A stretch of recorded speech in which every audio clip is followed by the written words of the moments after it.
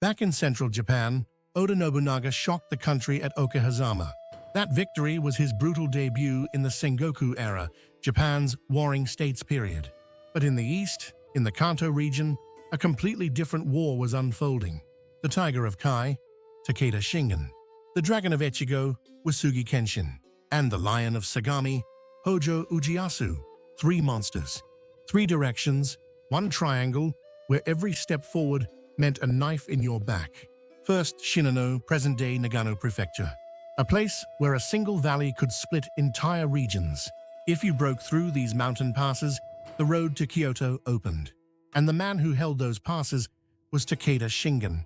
Farther north was Echigo, present-day Niigata Prefecture, a land hit by harsh winds from the Sea of Japan. Uesugi Kenshin waited there, sharpening his blade, watching for the moment to move toward the center. And Sagami was the gate into Kanto, present-day Odawara City in Kanagawa Prefecture. Hojo Ujiyasu ruled that wide plain like it was his private wall. They never stopped watching each other. If one stepped forward, the other two would stab him in the back. It was a three-way hell. This was the Kanto Three Kingdoms, and it was constant pressure. Takeda Shingen was not just a man who fought well. He designed war like a system. He tied taxes, water control, markets, and farmer mobilization to military power. Shingen's army had a phrase that represented it. Furinkazan, wind, be as swift as the wind. Forest, be as calm as a forest. Fire, attack as fiercely as fire. Mountain, be as steady as mountain. Those words flew on banners, not as poetry, as rules for how to kill and survive. Tokugawa Ieyasu feared Shingen like a nightmare, yet at the same time, he saw him as a true mentor. Among Shingen's Kashindan, there was a retainer named Sanada Yukitaka. Yukitaka's grandson was Sanada Yukimura. Yukimura later rose to fame, so the Sanada house and the name Sanada Yukimura were worth remembering. At the siege of Osaka, Yukimura became a legend, known for his red armor and his red helmet. Now Uesugi Kenshin, the Dragon of Echigo, a war god. Some even said he was the avatar of Bishamonten, the warrior deity. Kenshin was not famous only because he looked powerful on a battlefield. He was rare in the Sengoku era because he cared about morality, honor, and legitimacy.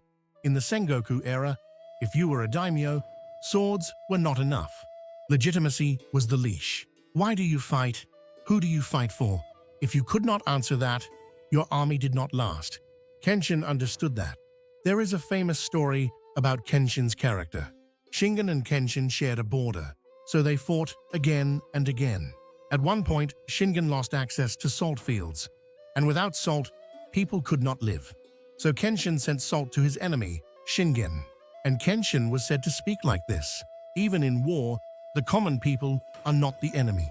The people must not suffer. Kenshin fought battles, but he also fought to plant the reason for the war inside people's heads. Hojo Ujiyasu also had a story connected to Kenshin. Ujiyasu once praised him like this: with Shingen and Nobunaga, what you see isn't always what you get, so you can't truly count on them. But Kenshin, once he gives his word, he keeps it even if it turns him into nothing but bones. Here is the twist. The man Kenshin fought the most was Hojo Ujiyasu. Kenshin had once lived as a monk for a time. That kind of life may have shaped the man he became. And Kenshin did not lack ambition. He dreamed of unifying the country. Shingen and Kenshin were the greatest rivals in the East, and they shared something dark in common. Both grew up under harsh fathers. Neither began as the official heir. Both climbed by pure ability. Both proved themselves through results. Shingen had a story from his youth. In a battle with his father gave up on taking a fortress and turned back. Shingen returned to the battlefield with 300 men and took the fortress anyway. Shingen was said to be only 16 years old. Later, Shingen feared his father's tyranny would ruin the clan. While his father left the castle to visit a daughter who had married away, Shingen worked with a local lord. He drove his father out, and Shingen became the leader of the clan. Kenshin also crushed a rebellion in his land at age 16. After that, with fierce support from his retainers, he rose to lead the house. and both Shingen and Kenshin pushed aside older brothers who had been the official heirs. They became the successor. Now the lion of Sagami, Hojo Ujiyasu. He was not just a lion who swung a sword. He was a lion who could turn a whole domain into a fortress. Ujiyasu tied Kanto together with castles, not one castle, a network. He centered everything around Odawara and spread strong points across the region. He controlled the roads. He locked the choke points. So when an enemy invaded Hojo land, moving freely became painful. The Kanto plain was wide, so an invader's supply line had to stretch longer and longer. Ujiyasu cut those supply lines. That was how he defended his domain. Compared to Shingen and Kenshin, Ujiyasu was less aggressive, but he was a genius of defense, and he was excellent at governing. In 1554, the Takeda clan, the Hojo clan, and the Imagawa clan accepted a brutal truth. If they attacked each other, all three would bleed. So they formed an alliance. It was said that Taigen Sasai, Imagawa Kashin, played a major role in making that alliance happen. As I mentioned earlier, Sasai was the kind of man who could change the rules of war without swinging a sword. With their rear secured, the Imagawa could attack the Oda with confidence. This was the very battle we covered in the previous episode, the Battle of Okehazama, where Oda Nobunaga pulled off a shocking victory. After that defeat, the Imagawa clan began to collapse.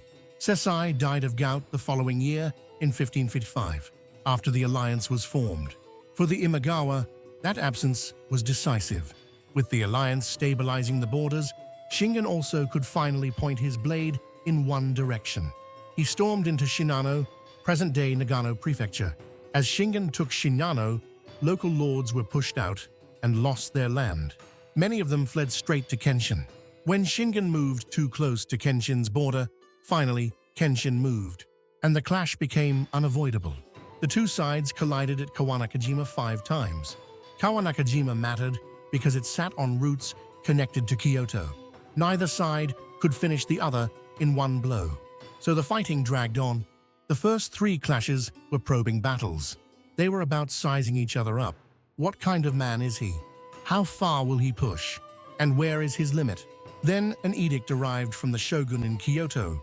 The shogun was Japan's top military ruler. But as you already know, after the Onin War, he had lost real power. So he wanted strong warlords close to him. The shogun sent an edict to the 3 most powerful daimyo of the day, Shingen, Kenshin, and Ujiyasu. Come to Kyoto, serve the emperor, and stand under that legitimacy. All 3 wanted to run to Kyoto and claim that legitimacy, but they could not, because each of them was chained to the other 2.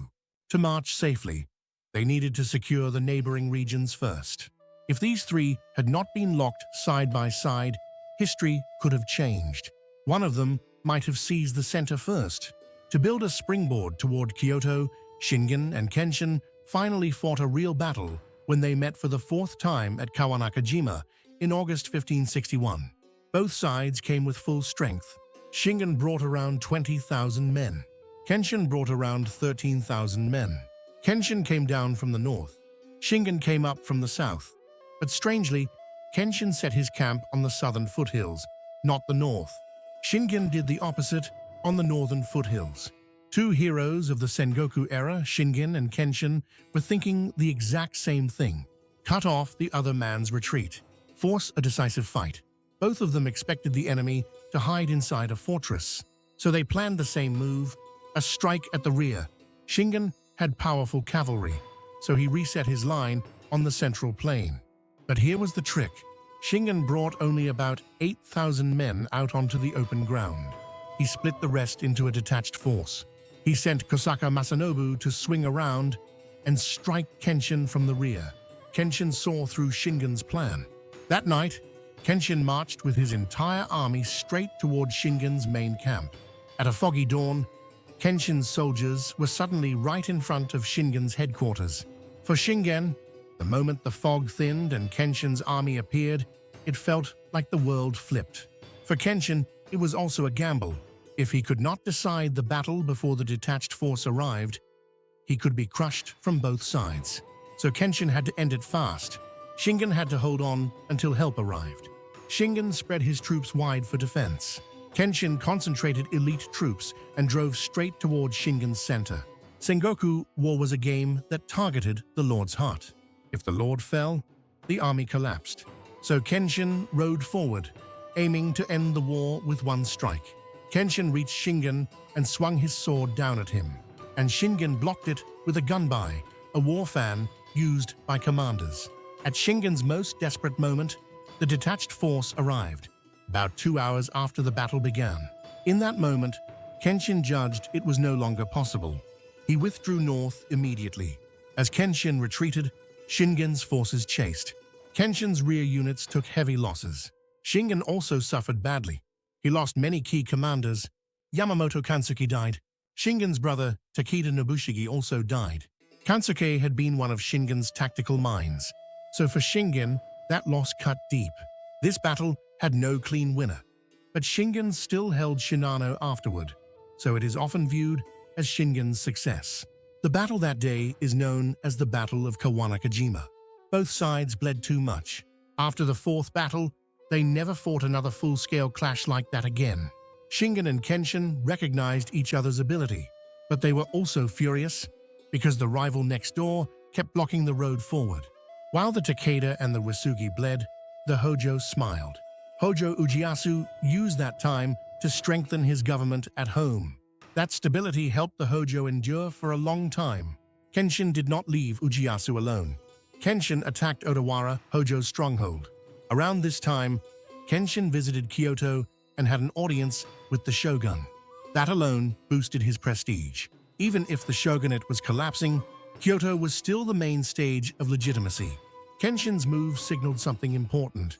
He was now moving with legitimacy in his hands. In reality, many lords in Kanto gathered under Kenshin's banner because of that legitimacy. Odawara was not just a castle, it was a fortress built for defense. Ujiyasu stayed inside. He avoided a direct clash. He stalled. He waited for Kenshin to get tired. Kenshin's supply line was long. The longer the siege lasted, the worse it became for Kenshin. Ujiyasu turned time into a weapon. Kenshin attacked again and again, but he could not break through completely. In the end, Kenshin gave up on taking Odawara and returned home. Supplies were one reason, fear was another. If he stayed too long, Shingen might strike him from behind. Takeda Shingen, Uesugi Kenshin, Hojo Ujiyasu. These three grew by keeping each other in check. If Shingen moved, Kenshin could strike his flank. If Kenshin moved, Hojo could cut his lifeline. If Hojo grew too strong, Shingen could shut the roads and trap him. If you enjoyed this episode of our Sengoku series, make sure to drop a like and subscribe and let me know your thoughts in the comments. It gives me huge energy to keep making these videos. I'll see you again in next episode of our Japan Sengoku series. Thank you.